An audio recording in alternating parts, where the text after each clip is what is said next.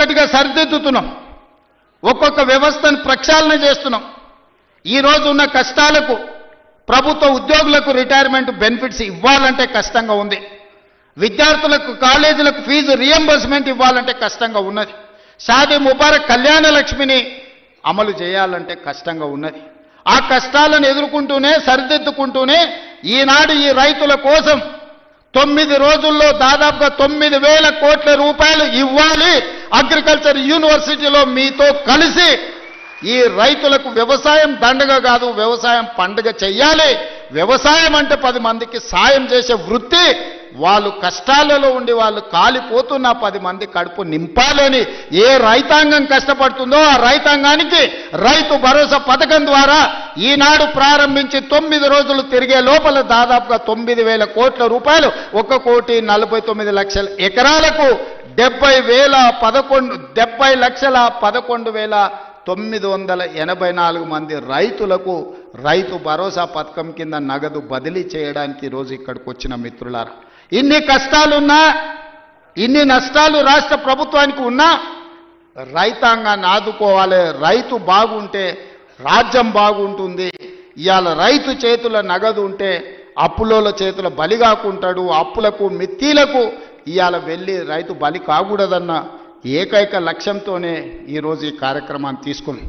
ఇప్పటి వరకు దాదాపుగా రైతు రుణమాఫీ కావచ్చు, లేకపోతే రైతు భరోసా కావచ్చు, అదేవిధంగా వ్యవసాయానికి ఉచిత విద్యుత్తు కావచ్చు, అదేవిధంగా రైతులు పండించిన పంట కొనుగోళ్లు, దాంతోపాటు బోనస్ కావచ్చు, అదేవిధంగా రైతు బీమా కావచ్చు.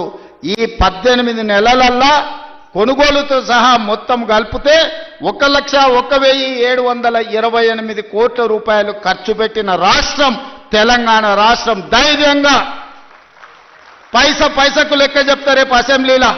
18 నెలల్లో రైతులు పండించిన పంటకు గిట్టుబాటు ధరతో పాటు బోనసు, రుణమాఫీ, రైతు బీమా, రైతు భరోసా కలిపి 1,00,000 కోట్ల రూపాయలు ఖర్చు పెట్టిన ప్రభుత్వం, ప్రజా ప్రభుత్వం, మన ప్రభుత్వం.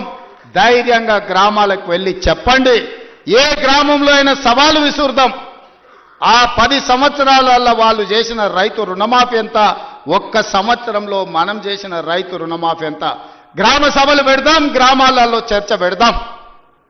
ఆనాడు వాళ్ళు పండించిన పంట కొనుగోలు చేయడానికి ఐకేపీ కేంద్రాలు తెరవకపోతే ఈరోజు 8,000 పైచీలకు ఐకేపీ కేంద్రాలు తెరవడమే కాదు, 48 గంటలు తిరిగే లోపల ఉత్తమ్ కుమార్ రెడ్డి గారు ఏ రైతు పంట అమ్ముకున్నాడో అతని ఖాతాలో నగదు బదిలీ చేయడమే కాదు, 500 రూపాయల బోనస్ ఇచ్చి ఇవాళ రైతుల ఆత్మగౌరవం పెంచే విధంగా ఈరోజు రాష్ట్ర ప్రభుత్వం ప్రయత్నం చేస్తుంది.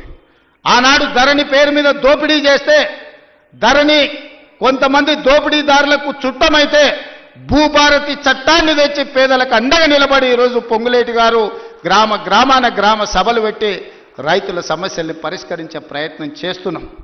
ఎన్నో చిక్కుముళ్ళు, ఎన్నో సమస్యలు అడుగు ముందుకు వెయ్యాలంటే ఒక చీకటి పరిస్థితి. అక్కడి నుంచి వెలుగు వైపు రాష్ట్ర ప్రభుత్వాన్ని, రైతాంగాన్ని నడిపించే ప్రయత్నం చేస్తున్నాం. అరే పిల్లగాడు కొత్తగా వచ్చిండు, కొంతకాలం సమయం ఇద్దామన్నా కనీసం విజ్ఞత లేదు.